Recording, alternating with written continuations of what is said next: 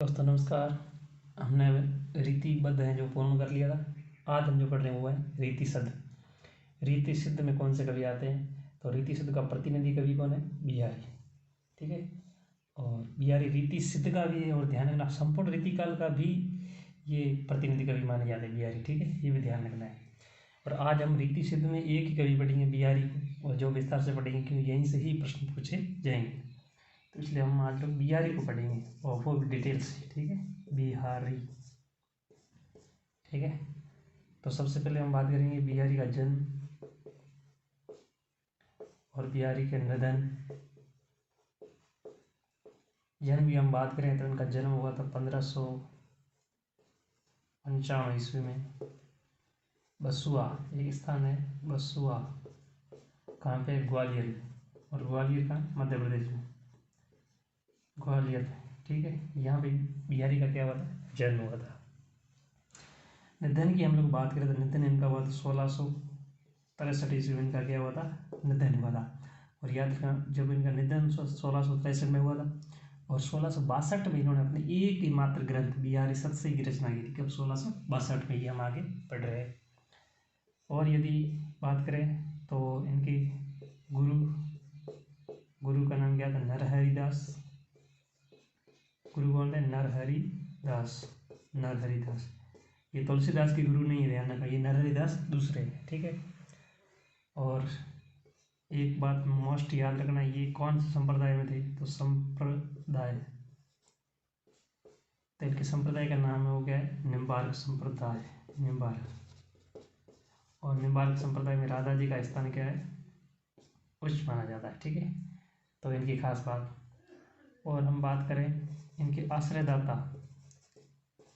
यानी इन्होंने कहाँ कहाँ आश्रय ले रखा था? तो ये आरंभ में ये शाहजहाँ के आश्रय में थे। शाहजहाँ के थे। लेकिन ये 1645 ईस्वी में ये मिर्जा राजा जयसिंह कहाँ के थे? मिर्जा राजा जयसिंह जयपुर आमेर के थे। ठीक है, जयपुर आमेर, उनके आश्रय में ये आ गए थे।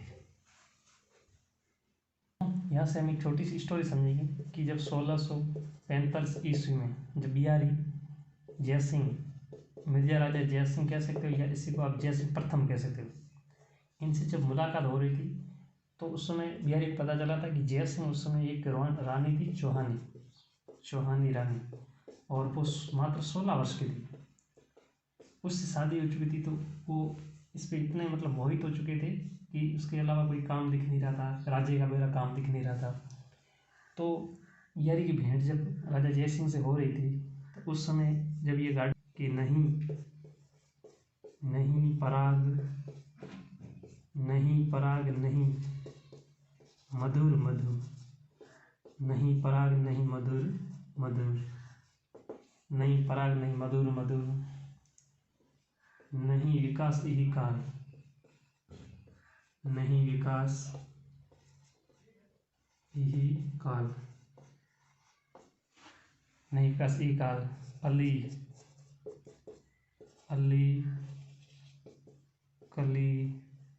अली कली ही सो बंदे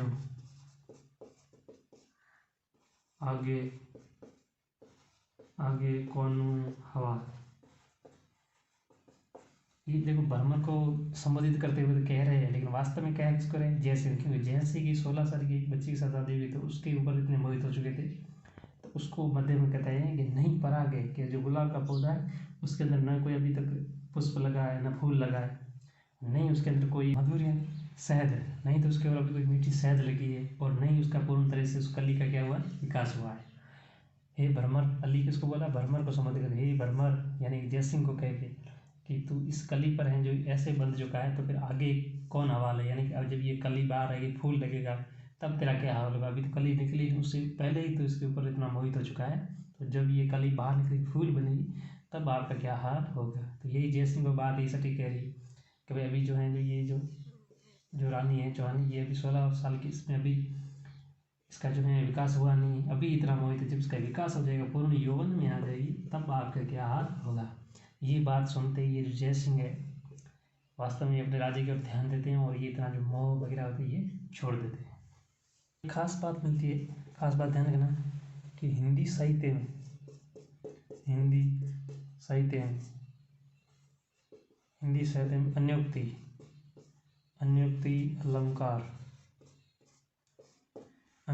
अन्योक्ति अलंकार व व्यंजना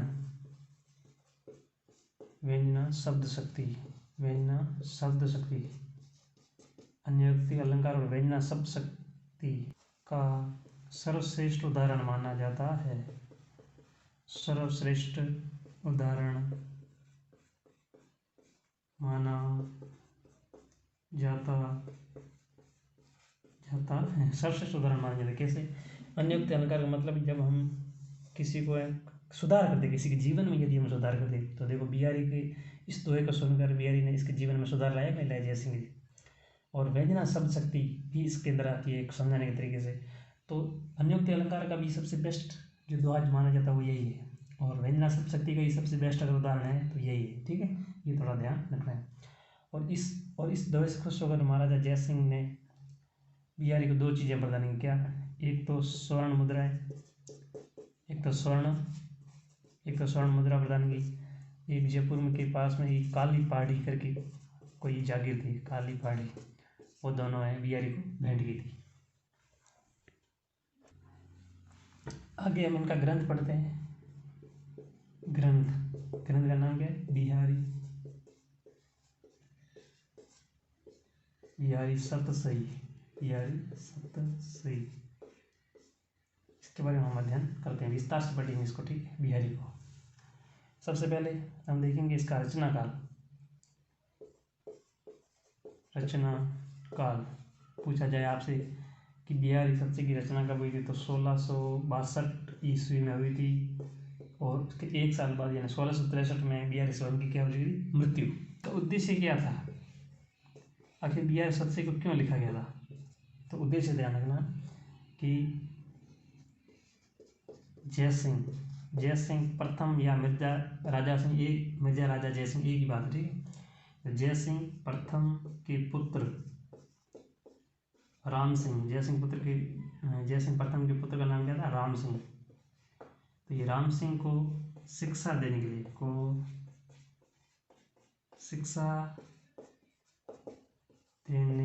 लिए ठीक है, तो बिहारी सत्य का उद्देश्य क्या था कि जयसिंह का जो पुत्र था, जिनको उन्होंने दोहा सुनाया था, उन्हीं का पुत्र था राम सिंह, और राम सिंह को शिक्षा देने के लिए इसको जो लिखा गया था। ये बिहारी सत्य की जो मंगलाचरण मतलब शुरुआत में किसको याद किया है? बिहारी सत्य जब शुरू की तो 3 दोहों में सबसे पहले जो याद किया वो राधा को किया है, और उसके बाद चौथे दोहे में कृष्ण को याद किया है। तो मंगलाचरण में राधा की स्तुति की, ये ध्यान रखना, पूछा जा सकता है। बिहारी सत्य में बिहारी ने मंगलाचरण में किसकी स्तुति की? तो राधा की स्तुति की है। क्योंकि ये पता है, क्योंकि बिहारी खुद कौन से संप्रदाय में थे?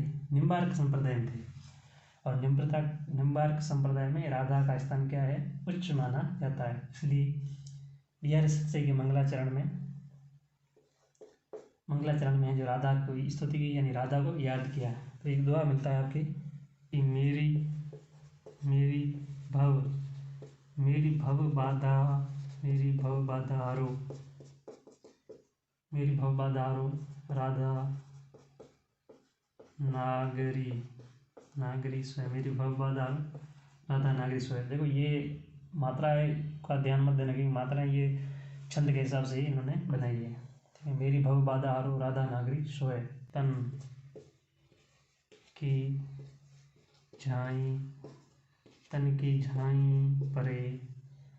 की झाई परे श्याम हरित दुती होय। श्याम हरित दुती। तो ये हैं जो इन्होंने दोहा जो राधा के मंगलाचरण के रूप में लिखा था कि हे राधा जी, मेरी संसार की बाधाओं को आप निवारण करो, हार लो। हे राधा नागरी सोए, हे राधा रानी, आप मेरी बाधाओं समस्याओं को निवारण करो। ऐसी राधा जिसकी तन की झाई यानी उसके शरीर की ही छाया पड़ने से ही मात्र श्याम हरित हो जाते हैं। श्याम जो है वो क्या हरित हो जाते। इस श्याम के ना गुणसूत्र अर्थ निकलते हैं। इसके भी गुणसूत्र अर्थ निकलते हैं। जैसे श्याम काला हरा हो जाता है, जिसकी छाया पड़ते काला हरा हो जाता है। आशा निराशा में बदल जाती है। तो इस तरह से गुणसूत्र गुणसूत्र गुणसूत्र गुणसूत्र अर्थ निकलते हैं। इसलिए ये भी हिंदी साहित्य में श्लेष अलंकार जो है ना, श्लेष अलंकार का सर्वश्रेष्ठ दोहा माना जाता है। यानी श्लेष अलंकार का अगर कोई सबसे बड़ा उदाहरण है तो ये इससे बढ़कर कोई हो ही नहीं सकता। श्लेष अलंकार का सर्वश्रेष्ठ उदाहरण माना जाता है। इस दोहे में किसी एग्जाम में एक प्रश्न आया था कि इसमें अशुद्ध कौन सा चर है। तो बाकी देखो इसमें 13-11 मात्रा मिलेगी आपको, 13-11 दोहा सही है। लेकिन इसके देखो यहाँ पे ना, यहाँ पे देखो तारा जियन दो मात्रा एक मात्रा, यानी कि तगण आता है। क्या आता है? तगण आता है। और ध्यान रखना, तगण किसी भी दोहे के चरण के प्रारंभ में नहीं आएगा। तगण किसी दोहे के चरण, या कोई भी दोहे का चरण के प्रारंभ में नहीं आता है। जब हम काव्य शास्त्र पढ़ेंगे तब वहाँ देखेंगे। देखो छंदों में तो तगण जो होता है ना, वो कभी भी दोहे के प्रारंभ में आता ही नहीं। तब यहाँ देखो तगण आ रहा है, इसलिए इसको थोड़ा, ये पद थोड़ा अशुद्ध माना जाता है। अगर आपसे पूछे कि व्यवस्था में छंद कितने हैं, क्या पूछे जाए? छंद। तो याद रखना, छंद तो आपको बताना है 719 छंद है। डॉक्टर नगेंद्र के अनुसार इसके अंदर जो छंदों की संख्या कितनी है? 719। लेकिन अगर आपसे दोहे पूछे, क्या पूछे? दोहे, तो याद रखना इसमें 6 माइनस कर देना, यानी 713 दोहे हैं। ऐसा क्यों?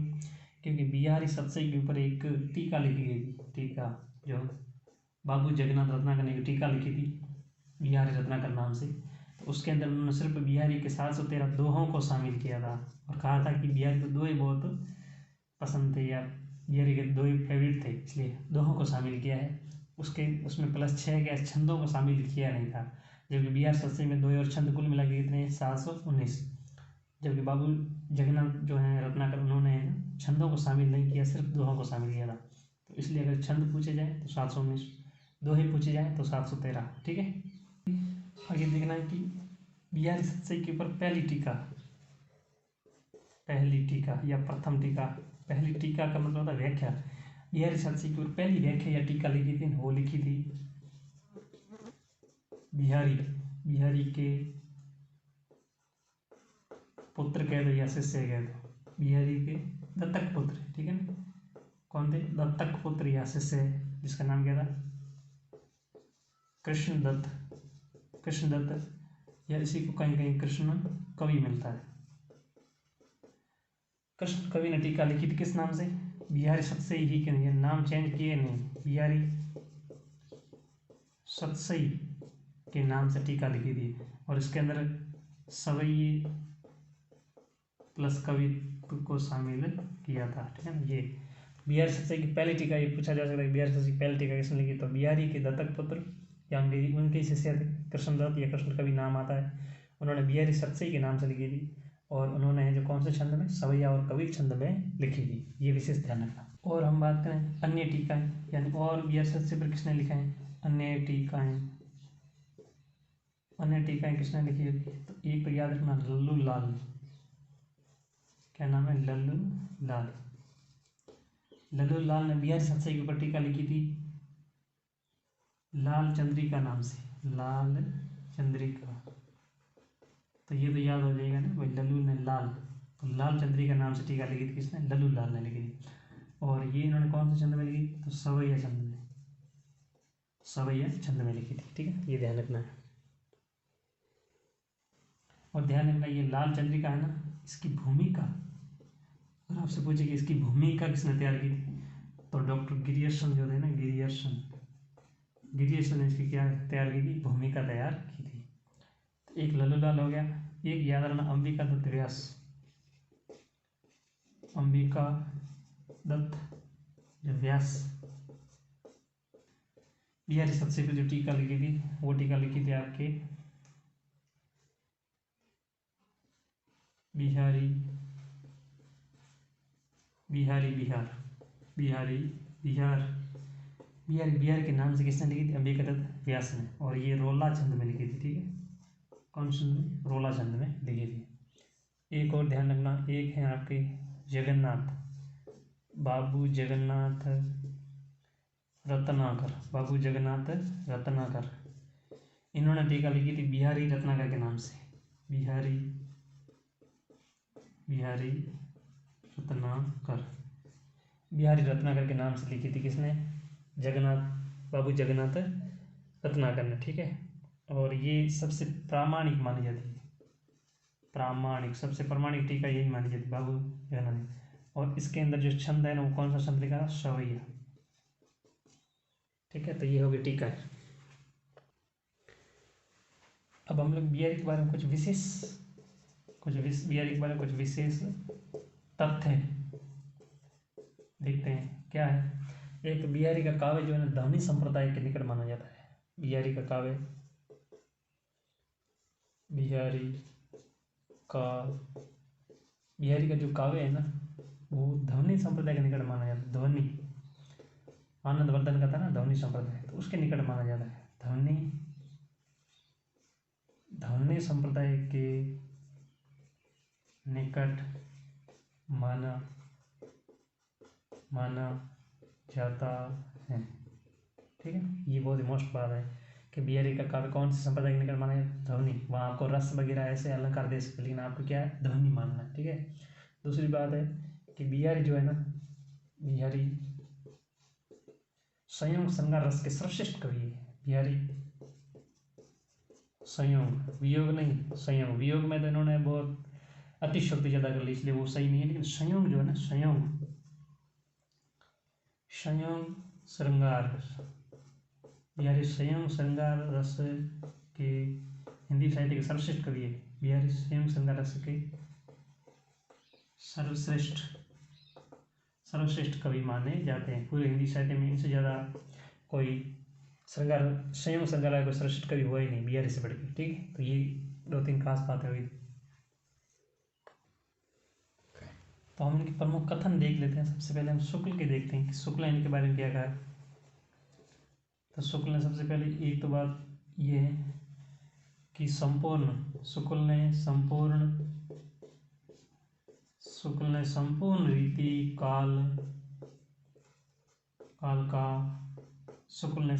काल का प्रतिनिधि कवि माना है। शुक्ल ने संपूर्ण रीतिकाल का प्रतिनिधि कवि माना है। ये पहला कथन हो गया। और कथन क्या है कि बिहारी सतसई में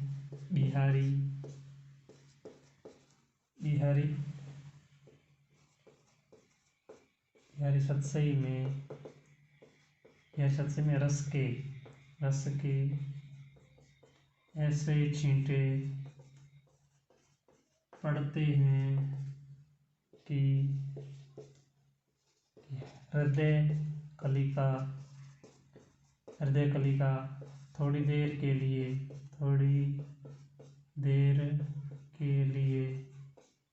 खिल उठती है।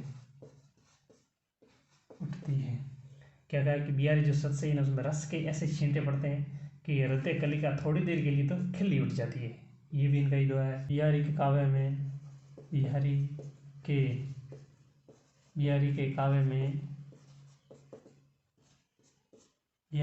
में श्रृंगार नीति और भक्ति की त्रिवेणी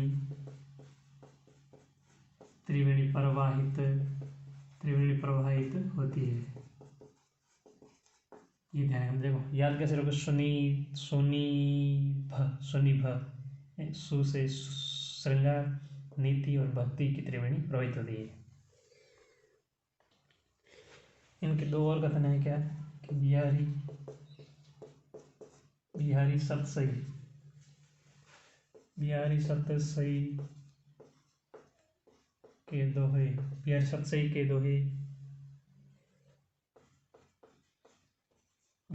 के दोहे रस के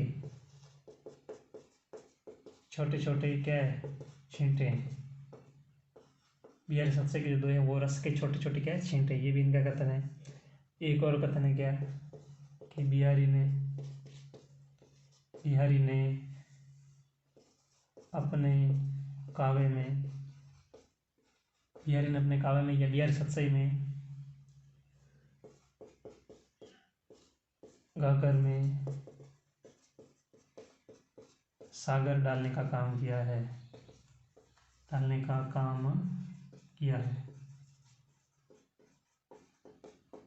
ये महत्वपूर्ण है। एक और कथन है क्या, बिहारी की कविता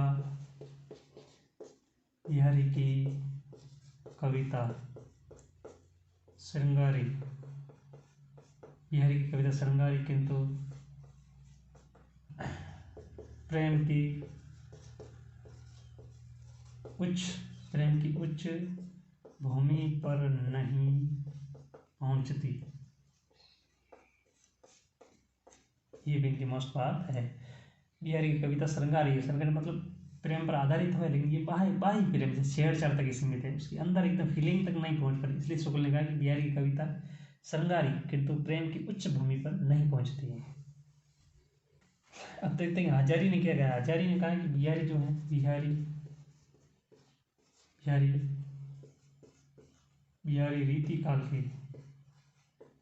रीतिकाल के लोकप्रिय कवि है। बिहारी रीतिकाल के लोकप्रिय कवि है। ये इनका कथन मिल रहा है कि बिहारी रीतिकाल के क्या है, लोकप्रिय कवि माने जाते हैं। और एक और इनका कथन क्या, कि बिहारी सतसई रसिकों के हृदय का घर है। ये दो कथन हजारी के मिलते हैं कि बिहारी की रीतिकाल के लोकप्रिय कवि माना है, और बिहारी सतसई जो है ना, ये रसिकों के हृदय का, रस वाले जो होते हैं लोग, उनके हृदय का क्या, ये घर है। कि यदि सूर तुलसी शशि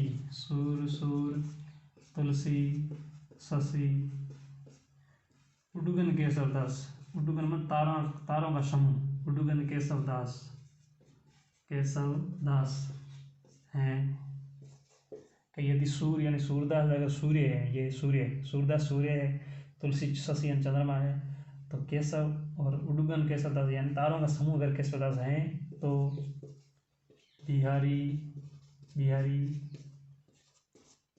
को क्या कहा कि बिहारी पीयूष वर्षी क्या है, मेघ है। ये किसने कहा, अंबिका दत्त व्यास ने बिहारी के बारे में कहा था। आगे लाला भगवानदी ने क्या कहा बिहारी को। लाला भगवानदी ने बिहारी को सूर तुलसी और केशव के बाद हिंदी साहित्य का चौथा रत्न माना है, कहा है। हिंदी साहित्य का चौथा रत्न कहा है।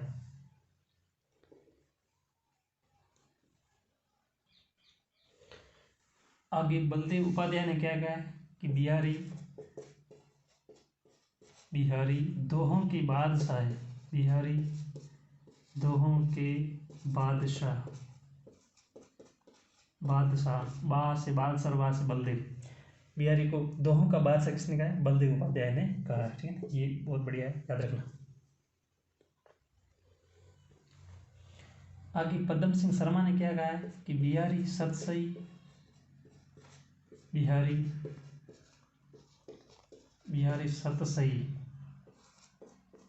जो है ना, ये शक्कर की रोटी है। किसकी है, शक्कर की रोटी बिहारी सतसई को शक्कर की रोटी का है, कि शक्कर की रोटी आप इसको कहीं से भी तोड़ो ना, आपको मिठास ही मिठास लगेगी।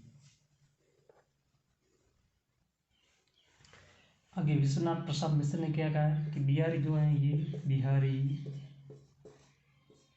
मुक्तक साहित्य के, मुक्तक प्रबंध नहीं, मुक्तक। मुक्तक साहित्य के बेजोड़ कवि।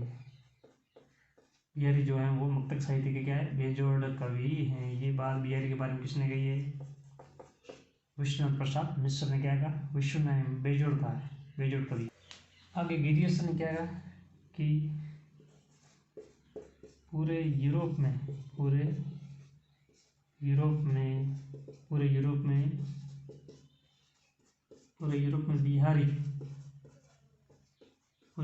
बिहारी सतसई के समान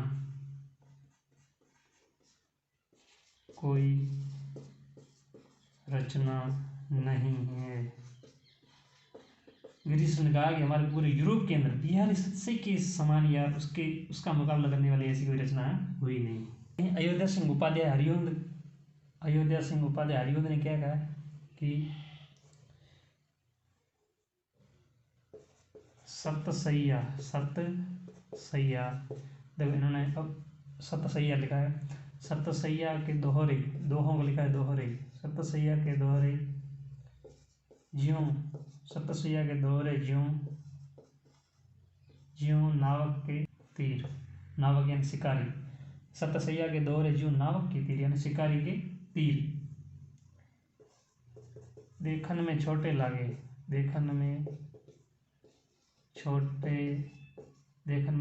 लगे, घाव करे गंभीर,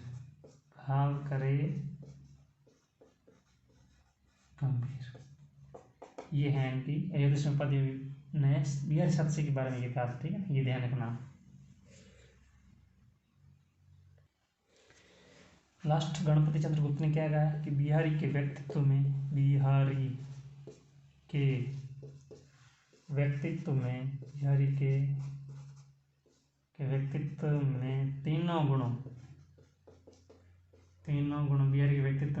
तीनों गुणों प्रतिभा,